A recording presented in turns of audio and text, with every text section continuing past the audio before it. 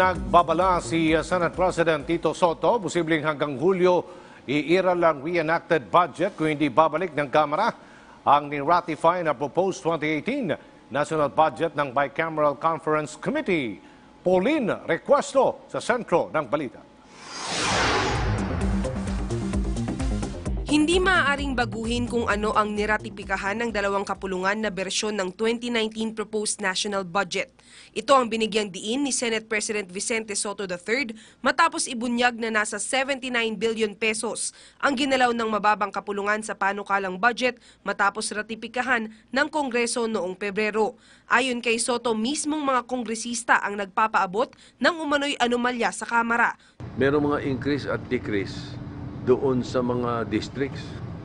At may mga congressman mismo na tumatawag sa amin na nakarating sa kanila yung nangyayari yun. Sila'y nabawasan, nadagdag sa kung saan.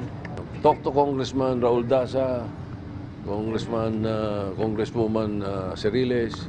Una nang ipinunyag ni Senator Panfilo Lacson na naglagak si House Speaker Gloria Macapagal Arroyo ng 25 million pesos para sa Health Facilities Enhancement Program ng bawat distritong kinakatawanan ng mga kaalyado ni Arroyo. Itinanggi na ni Arroyo ang mga paratang. Samantala, itinanggi rin ni Soto ang mga alegasyon ni House Appropriations Committee Chairperson Rolando Andaya Jr. na minanipula ng Senado ang 75 billion pesos sa national budget matapos ang BICAM. Lahat ng ginagawa nila sa House, binibintang nila sa amin. I'm saying, we assure you, not a single centavo was touched after we ratified.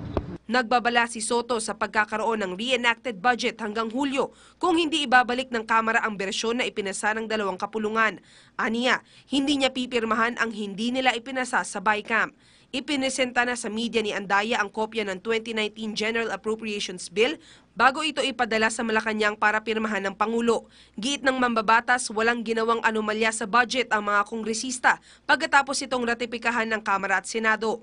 So lahat ito, sa simula't simula pa lang, yung sourcing ang importante. At once nilagay mo na yan doon sa pinaglagyan mo, realignment naman lahat yan. Ang importante lang dito ay napag-usapan at napagkasundoan ng House at ng Senado, yung mga parameters. Ipinagtanggol naman ni House Deputy Minority Leader Anthony Bravo ang Kamara sa mga issue sa budget. Nagpasaring pa siya kay Senator Panfilo Lacson na hino-hostage ng senador ang panukalang budget upang makaganti kay Arroyo. In my own assessment, Senator Ping Lacson is holding the budget hostage because of personal vendetta to our Speaker, GMA. The House did not do anything illegal in the budget. I've been part of the BICAM. I can attest that discussion were made. In fact, it was revealed to the media from the very start. Sagot naman ni Lacson, I have forgiven all those who had wronged me in the past. Previous life ko na yun eh. And wala na sa akin yun. This is not about Speaker Arroyo. This is not about any congressman or any senator.